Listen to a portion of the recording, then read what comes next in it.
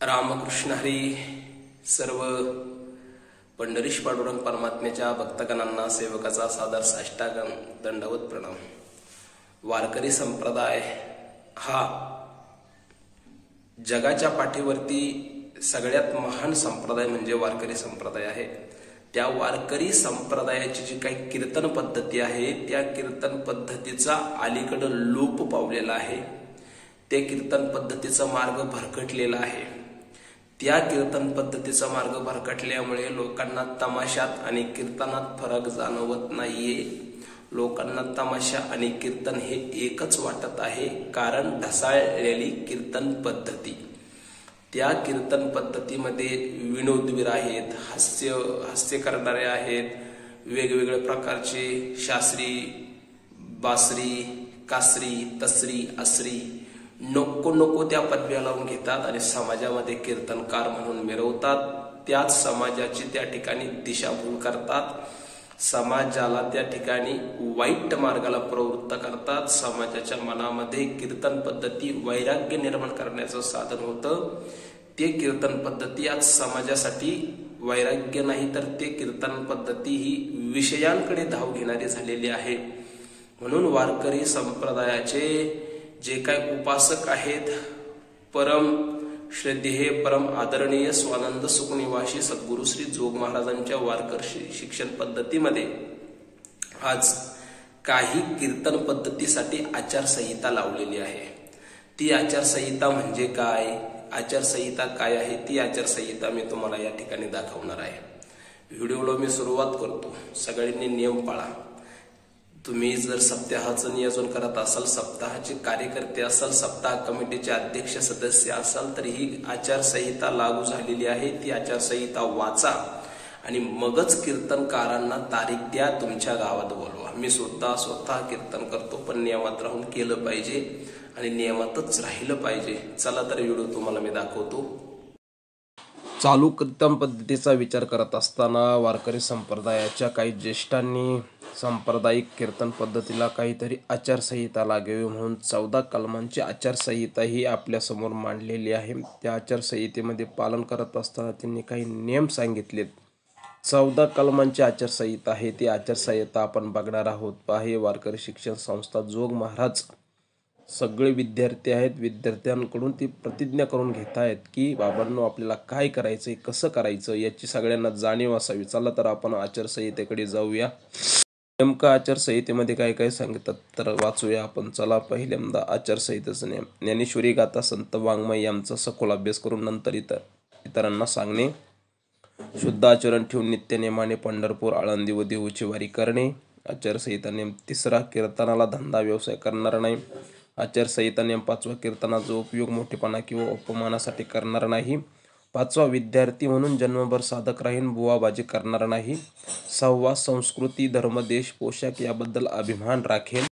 7, मोठ्या व श्रीमंत लोकांच्या मागे आशाळभूतपणे लागणार नाही. 7, सत्कर्माचे आचरण करून जेवढा परोपकार करता येईल तेवढे जीवन घालवीन. परद्रव्य, परकामता यासंबंधी वासना ठेवणार नाही. 9, 10, आपल्यावर असलेल्या जबाबदाऱ्या परमार्थाच्या नावाखाली टाळण्याचा प्रयत्न करणार नाही. त्या ईश्वराची सेवा समजून आनंदाने पार पाडेन. 10, आपले कुटुंब घरापुरतेच न ठेवता मोठे करेन. बहुजन समाजामध्ये मिळून मिसळून वागणून त्यांना मदत करेल. वारकरी संप्रदायाशी एकनिष्ठ राहून हे विश्वचे माझं घर या न्यायाने आणि विष्णुमय जग वैष्णवांचा धर्म या उक्तीप्रमाणे संस्कार शिबिर कीर्तन सप्ताहाच्या माध्यमातून सुसंघटित समाज घडवून विश्वशांतीसाठी प्रयत्न करेल. नंतरचा पुढचा, तन्मन धनाने संस्थेला पुढील काळात सहकार्य करेल. अशा प्रकारची नियमावली आपण आता बघितलेली आहे. अशी नियमावली सद्गुरू श्री जोग महाराज वारकरी शिक्षण संस्था विद्यार्थी प्रतिज्ञापत्रक म्हणून या ठिकाणी करून विद्यार्थ्यांकडून प्रतिज्ञा करून घेतलेली आहे की आपण यापुढे कीर्तन पद्धती करत असताना संप्रदायाच्या नियमात राहून कीर्तन करू. संप्रदायाकडून समाजाला खूप काही मोठं देणं आहे. समाजाला पारमार्थिक पथावरती आणण्यासाठी वारकरी संप्रदायाची निर्मिती झालेली आहे. अशा सर्व आमच्या सद्गुरूंनी उपदेश केला. भेटूया पुढच्या व्हिडिओमध्ये. आता सर्वांनी आचारसंहितेबद्दलचा व्हिडिओ बघितलेला असेल. व्हिडिओ पाहून मनामध्ये शंका आली असेल की बाबा आता काय करावं. कीर्तन पद्धतीची काय नियमावली आहे आचारसंहितामध्ये 14 कलम सांगितलेले आहेत त्यांनी. सांप्रदायिक नियमातच कीर्तन करावं. परवी येणारी परद्रव्य परणारी यांचा विटाळ धरावा. कीर्तनकाराने संतांचं चरित्र भगवंताच्या चरित्राबद्दलच बोलावं. इतर फापट पसारा कुठेही मांडू नये.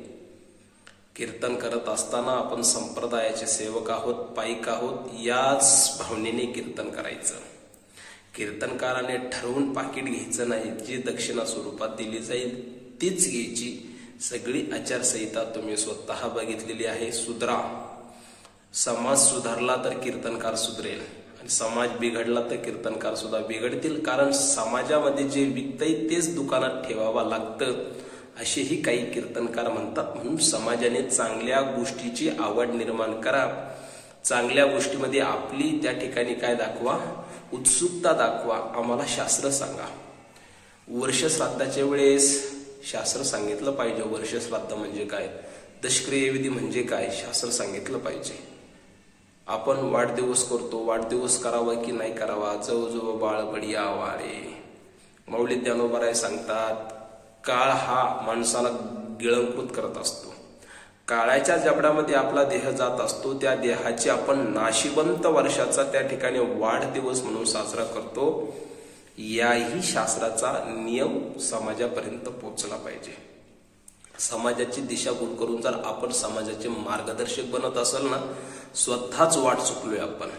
आणि वाट चुकणाऱ्या मागे ज्यावेळेस समाज जातो त्यावेळेस समाज सुधरत नाही, तर समाज हा अंधकारमय एखाद्या अंधाऱ्या कोठडीमध्ये जाऊन पडतो. ज्या ठिकाणी उद्धारायचा मार्ग आहे, उद्धार न होता पतनाच्या दिशेने समाज हा जात असतो. म्हणून समाजामध्ये आपण जर वडीलधारे आहे, एथ वडील जे जे करती तया नाम धर्म ठेविती, हेरुतीची आचरती सामान्य सकाळे. वडील म्हटल्यानंतर सांप्रदायिक मध्ये तुम्हाला कोणीतरी गुरुस्थानी बघतंय, कोणीतरी वडील स्थानी बघतंय, कोणीतरी तुम्हाला महाराज म्हणून बघतंय, कोणीतरी संप्रदायाचे पाईक म्हणून बघतात आणि तुमच्या पायावरती पाय देऊन चालतात. तर तुमचं काम बनतंय. तुमचं काम आहे की व्यवस्थित त्या माणसांना मार्गावरती घेऊन जायचं आणि त्यांना मार्गाचं मार्गदर्शन करायचं. वेद मार्गे मुनी गेले तेचे मार्गे चालिलो. तुकोबाराय सांगतात आम्ही मनाच्या मार्गाने गेलेलो नाही. वेद मार्गे मुनी गेले, त्या मुनींनी मार्ग दाखवला. त्या मुनींच्याच पायाच्या ठसे बघून आम्ही त्या पायावरती पाय देऊन या पदापर्यंत पोहोचलोय असं तुम्ही समाजाला सांगू शकता का? नाही सांगू शकत, कारण आपण तिथपर्यंत पोहोचलेलो नाहीत. मग आपल्याला तिथपर्यंत पोहोचायचं असेल तर आपण काय करायचं, तर अगोदर ते आपण आपलं स्वतःचं आचरण सुधारणा करायची, आचरणात बदल करायचा, मग समाजापर्यंत आपण जायचं. ही माझी कळकळीची विनंती आहे. बहुतांश लोकांना रागही आला असेल, कोणाला बरंही वाटलं असेल. रागाला त्यालाही धन्यवाद, शिवी दिली त्यांनाही धन्यवाद. फक्त एकच आहे, मला शिवी देऊन चालत नाही. तुम्ही स्वतःमध्ये बदल करा, याच्यापेक्षा दुसरं काही लागत नाही. आवडल्यास लाईक शेअर करा, फॉलो करा, नियम पाळा. संप्रदायाला गालबोट न लागता आपली वारकरी संप्रदायाची नियमावली अशीच पुढे चालू ठेवा. व्हिडिओला पूर्णविराम देतो. भेटूया पुढच्या नवीन व्हिडिओमध्ये. तोपर्यंत सर्वांना रामकृष्ण हरी, रामकृष्ण हरी, रामकृष्ण हरी. नियमात राहा, कायदे में रहोगे तो फायदे में रहोगे. चला भेटूया पुढच्या व्हिडिओमध्ये. तोपर्यंत पुनश्च एकदा रामकृष्ण हरी.